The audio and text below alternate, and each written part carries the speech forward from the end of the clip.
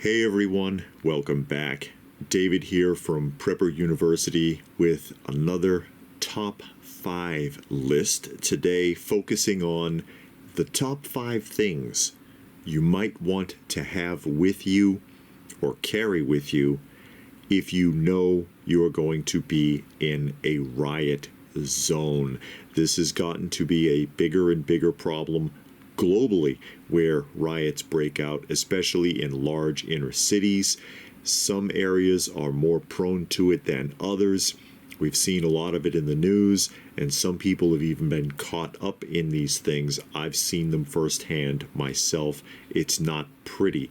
Now, first and foremost, obviously, if you know something is going to happen, you probably don't want to be there anyways. The best defense in a riot situation is to not even be there. Don't participate. Don't go watch it. Don't be involved. I'm not encouraging anyone to go out and get mixed up in a riot. Believe it.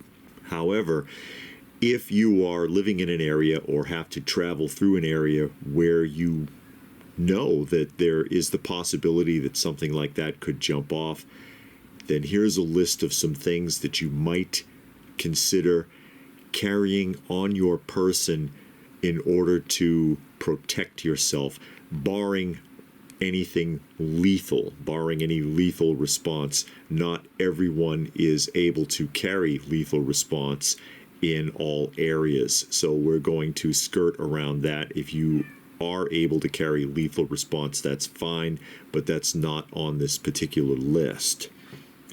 So without further ado, let's go ahead and get started, and in no particular order.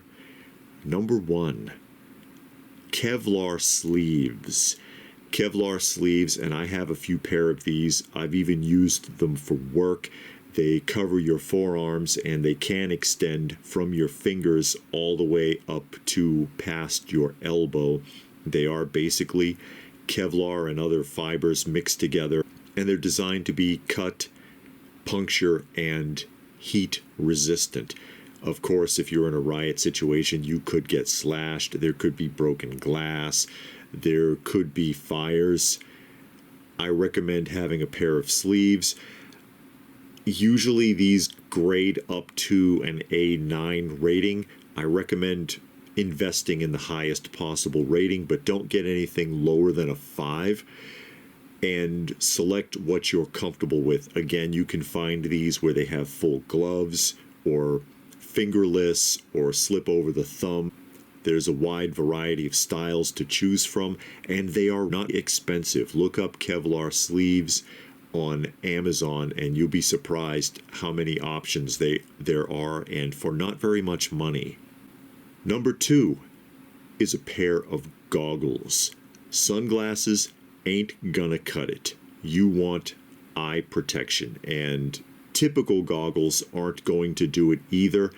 Actually, I recommend swimming goggles. Swimming goggles that will completely seal off your eyes to prevent anything from getting into them, keeping in mind there may be tear gas, there may be pepper spray being sprayed by law enforcement, and there could be broken glass flying around.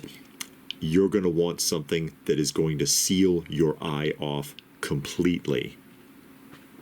And again, swimming goggles, relatively inexpensive. You can pick them up very cheap. You can find them at the dollar store nowadays. Number 3, some sort of a mask. And no, I don't mean Dr. Fauci's hospital masks that everybody wears nowadays. These are not going to work for various aerosols and tear gas and other things that law enforcement may be throwing around that's floating in the atmosphere. They're going to be pretty useless. You're going to want a respirator. Look up respirators. Again, you can find these relatively inexpensive on Amazon, on eBay. Make your selection. Prices vary. There are some that are quite expensive, but the majority of them don't cost that much. And this is what the law enforcement is wearing. You're going to want something that is rated for filtering out gases, not a hospital mask. That's not going to help you. Number 4, more in the area of self-defense rather than self-protection, bear spray.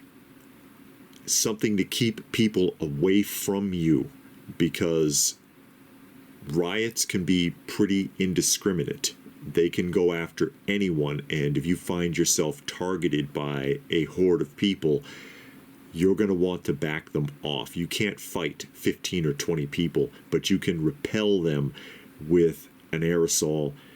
Bear spray comes to mind in this area, something that is going to have a wide dispersal, not a stream. Most pepper sprays have a stream that can be hard to direct, especially if you're trying to keep people at a distance. And the idea here is you don't want people getting too close. You want distance. Bear sprays have a very wide angle of disbursement and would be effective against a group. Number 5, a baton, an extending baton, to be more specific. Again, the idea here is to try to maintain distance. You want to keep people back from you. You don't want them getting too close, and a collapsible baton can help you to achieve that. Keeping in mind, you should train with this item. Don't just own it. Number 1. And number 2 is that once you've extended it, it can be difficult to put back together, especially if you've been hitting anything with it. It doesn't want to go back in often enough. And you knew I had one more for you, didn't you? Call it number 6 if you will. A poncho, which can be pocket-sized and come in a little pouch. Very simple to carry, very inexpensive. You can often buy multi-packs of these. You should probably have one with you anyways, riot zone or not. The poncho obviously is to keep your body covered, just a simple plastic covering to keep sprays off of your body, to keep water off of your body. In a riot, law enforcement loves hosing people down. You do not want to be soaked to the bone out there. Or in some instances also, law enforcement has been known to spray dyes to mark people. It's a good idea to try to cover up as much as possible, and this is a really inexpensive way to do it.